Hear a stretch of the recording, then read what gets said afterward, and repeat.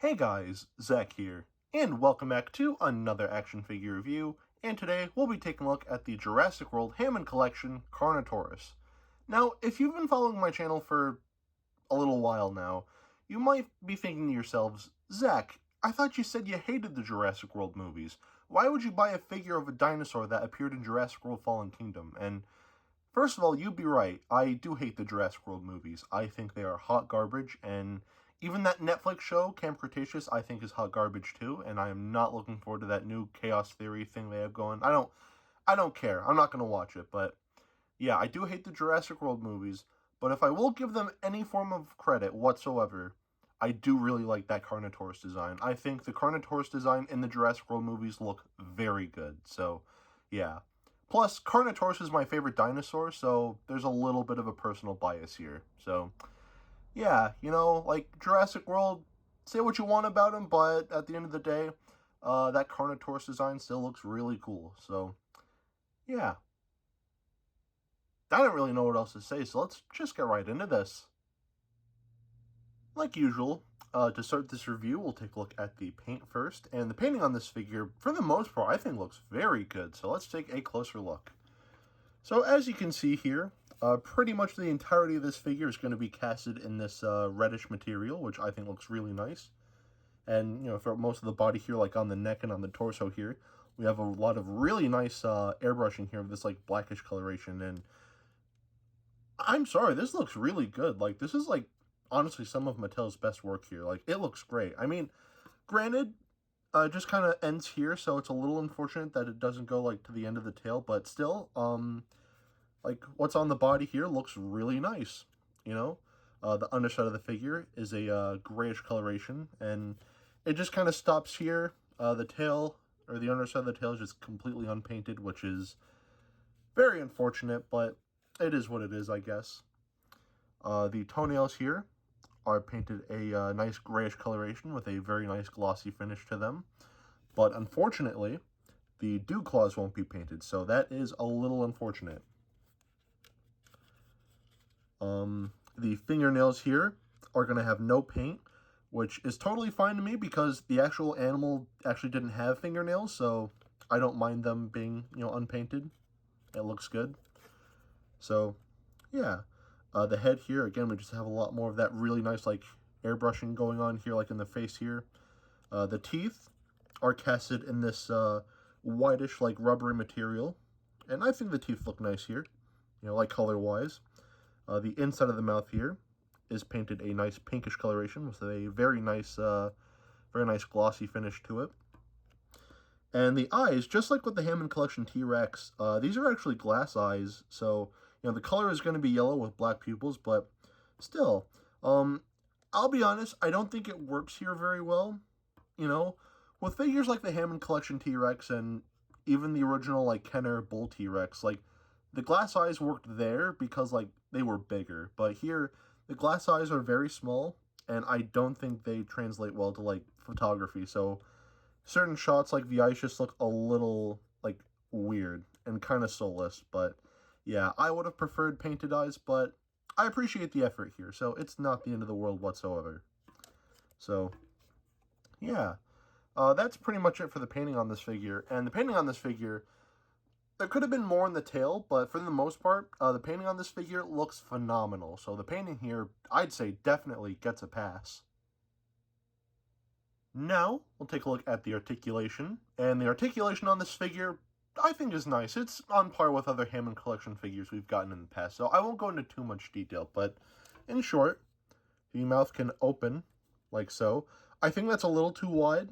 I feel like if it was more so like that, it'd look nicer because it's more of like a 45-degree angle and not almost a 90-degree angle. So, yeah, like something like that I think would be nice, but the mouth can't open.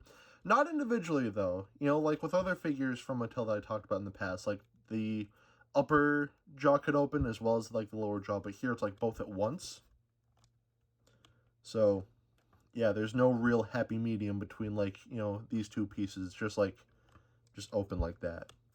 Which is fine. I have nothing against that. I just want to point that out. We have a ball joint at the base of the head here, and a ball joint at the base of the neck here as well.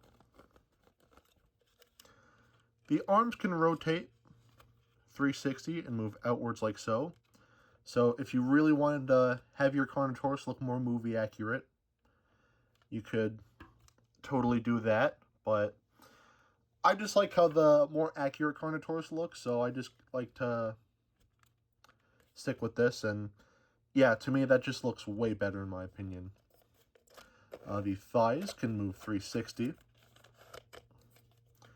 There is a bend in the knee here, as well as a swivel. Same with this joint here, there's a bend and a swivel. And same with the feet.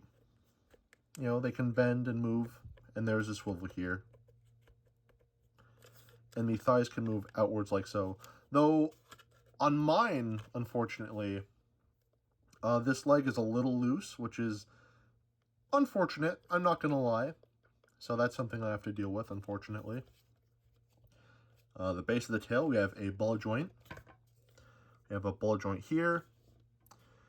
And the tail, I hate this so much. I've talked about this before, but I really do hate bendy wire tails. I think they are so lame. And, like, because if it snaps, like, you're just kind of screwed. Like, you can't really pose the tail anymore, which is really unfortunate. Because I'm just going to bring this figure in as an example, just really quick. Here we have the NECA Godzilla 1964. And there are no bendy wires. You know, we have like 6 like segmented joints, and you know, they can move about, and you know, it looks good, it feels good. Like, this is just good. Why not do something like this? Maybe like not as many like segmented joints, but like, you know, something similar. You know, you might not need like 6, but maybe like at least like a piece here and like a piece here, maybe, you know, just like separate pieces. Don't just make one like bendy wire. To me, it's just, eventually it's going to snap and it's not going to be very fun. So it would be really, like, I get it with smaller figures because they're smaller and it's kind of harder to do articulation like that. But for bigger figures like this, like, Mattel really needs to do more like, you know, articulated tails. No more bendy wires. I'm sorry, this just kind of sucks. But I digress. Anyway, that's pretty much it for the articulation. And besides the tail, I think the articulation here is very good. So the articulation here, I'd say, gets a pass. Now, we'll talk about the sculpt. And the sculpting on this figure, you know, I think for the first time on this channel, I think I can finally say that the sculpting on a Mattel Jurassic Park / World figure is pretty much perfect. I have no issues here whatsoever. The feet are not too big, the tail is not too short. All the proportions here look just right, and it just looks really good. This is honestly one of Mattel's best, like, dinosaur figures. Like, this thing really does look good. And since we're talking about the sculpting, I guess I should just kind of, like, explain more why I really like the Carnotaurus from Jurassic World Fallen Kingdom. So, you look at the other dinosaur designs in the Jurassic World movies, you know, you look at the Giganotosaurus that looks absolutely nothing like a Giganotosaurus, and they gave it spikes for absolutely no reason at all. You look at something like the Sinoceratops, where not only does the face look wrong, but for some reason they gave it holes in its crest for no apparent reason whatsoever.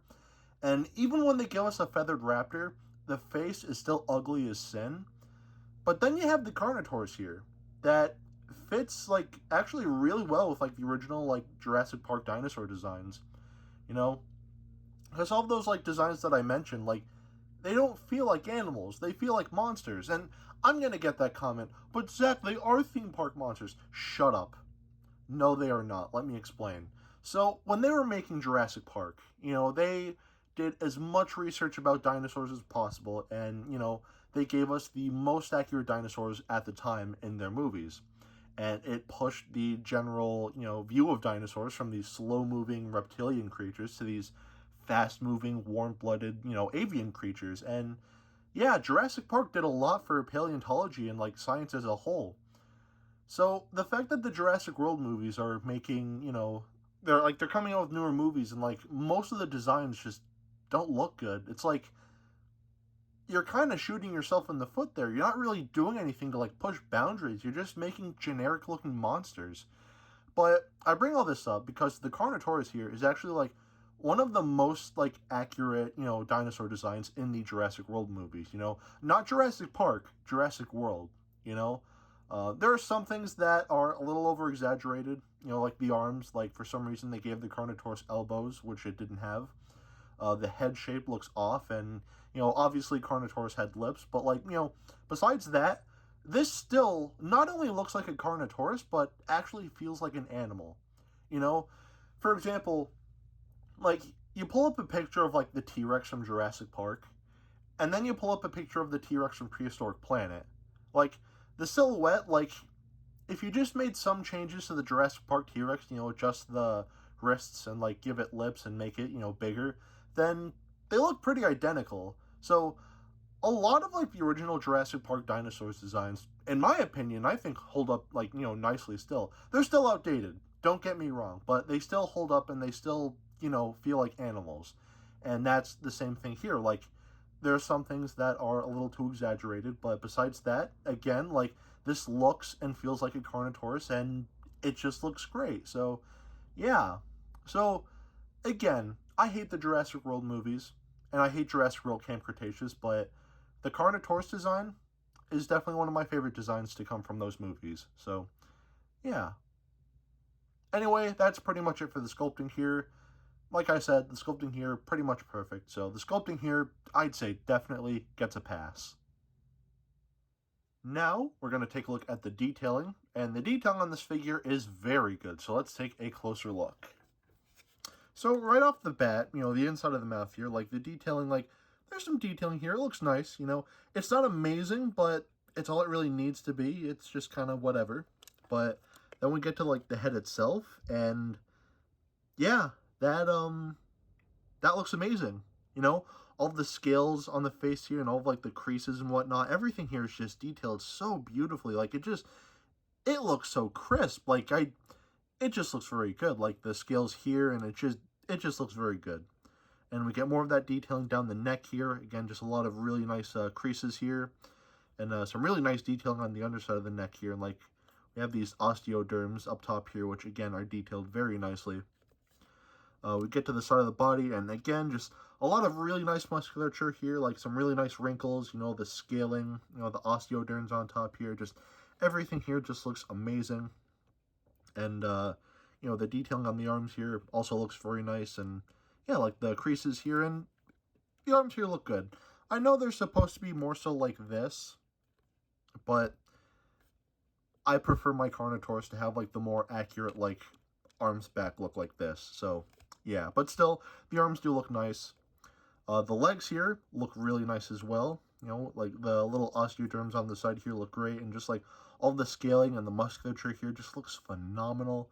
Everything here is just very beautifully defined, and even, like, going down the leg here, just a lot of really nice scaling, and, like, the calves here are just detailed very nicely. And the feet here have a lot of really nice detailing as well. Like, the scales on the toes here are just very nice looking. Now we get to the tail, and it's more or less the same. Just a lot of really nice creases and, like, wrinkles and whatnot. And, like, all the scales and, like, little osteoderms, like, on top of the tail here just looks very nice. And that continues all the way to the tip here.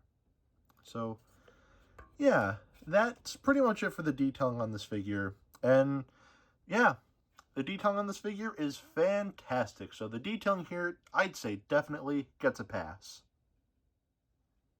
Now, we'll do some size comparisons. Here we have the Hammond Collection T-Rex. Here we have the Hammond Collection Ceratosaurus. Here we have the Hammond Collection Dr. Henry Wu. And that's another thing I'm not a big fan of, like, when it comes to this figure. I think they made it way too big. Granted, this is accurate. The Carnotaurus was this big in the Jurassic World movies, but in real life, it was closer to how big the Ceratosaurus was here. So it would have been nice if we got the Carnotaurus in the Ceratosaurus scale. Like, this is more of like an Allosaurus size, not really Carnotaurus. So I'm not a big fan of the scaling between the Hammond Collection figures and the Carnotaurus here, but still, it is what it is, I guess. And, of course, here we have some hand sanitizer right here. And here we have Dr. Billy Grant. So at the end of the day, should you get this figure? There are some things I don't like here. I think the glass eyes look weird. The bendy wire in the tail, I just think sucks, and I think that they made this figure a little too big compared to the humans in the Hammond collection line. But besides that, I think that this is a wonderful figure. I love this thing. The painting for the most part looks great. The articulation is great. The sculpting, the detailing, pretty much perfect. And overall, this is just a really nice quality figure, and I definitely recommend that you pick this one up. As far as price tags go, this guy is currently $35 at Target, which, if you ask me, I think is a really good price. Like, the quality here, like, the sculpting and detailing alone here, I'd say is worth 35 bucks, but, like, the painting here, like I said, like there could have been more paint, but still, what we have looks great, and the articulation's really cool, too, and, yeah, for 35 bucks, I think it's worth it. This figure is amazing, and I definitely recommend that you pick this one up. So, yeah. Anyway, that is it for today. Have a great rest of your week, and I will see you in the next video. Peace. Zack out.